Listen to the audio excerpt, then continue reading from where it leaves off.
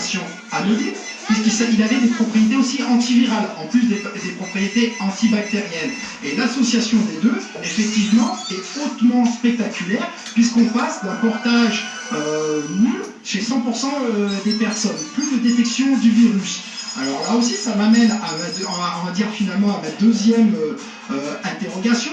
J'entends, ah mais ça ne fait que baisser la charge virale. Donc pour les téléspectateurs, je pense qu'ils connaissent très très bien, on va dire, malheureusement le VIH et le sida. Une personne guérie du sida, on donne une trithérapie, et l'effet de cette trithérapie baisse la charge virale, qui ne devient dans certains cas plus détectable. Et pour conséquence, on n'a pas les complications et on ne transmet pas la maladie. Donc on n'a jamais dit qu'on avait un traitement miraculeux, on dit qu'on a un traitement qui permet de façon spectaculaire de faire baisser en 6 jours la charge virale.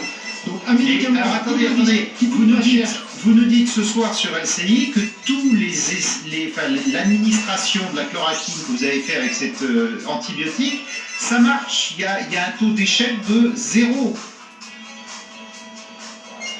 Ça marche très bien, on va dire. On a une baisse spectaculaire, comme vous avez pu le voir dans l'article. Et c'est pour cela, basé là-dessus, que maintenant, toutes les personnes détectées positivement qui ont le corona sont traitées avec l'hydroxychloroquine et l'azithromycine. Et vous en êtes à combien de cas? Parce que vous savez qu'aujourd'hui, il y a donc une étude internationale, Discovery, qui a été lancée, 3200 cas, dont 800 pour la France. Mais vous n'avez pas attendu l'étude, vous le faites systématiquement. Non, c'est systématique. L'IHU communiquera les résultats au ministère, au gouvernement, et je pense que dans la semaine, vous allez avoir les résultats de l'étude.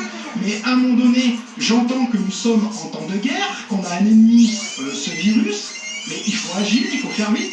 Donc moi, je n'arrive pas à comprendre les tergiversations qu'il y a pour une molécule qui est une des plus connues au monde, avec des effets secondaires, mais vraiment très faibles, puisque comme je vous le répète, on le donne à des gens en bonne santé, donc c'est pas pour les rendre malades, et que maintenant, on a une levée de bouclier. Alors je suis d'accord, on n'est pas dans les systèmes classiques où on a le temps de mise en conformité des médicaments, mais voilà, on a quelque chose avec peu de danger et avec une efficacité drastique. Mais alors, est-ce que vous comprenez quand même certains spécialistes et le ministre de la Santé qui dit oui, ça m'intéresse beaucoup, mais pour l'instant, il n'y a que 24 cas officiels, il n'y a pas eu d'essai placebo en parallèle, et on doit suivre un chemin expérimental précis.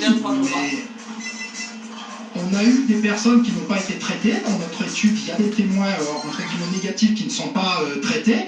Donc déjà, c'est pas entre guillemets les critères les plus drastiques des études cliniques classiques, mais c'est quand même des résultats qui sont scientifiquement valides.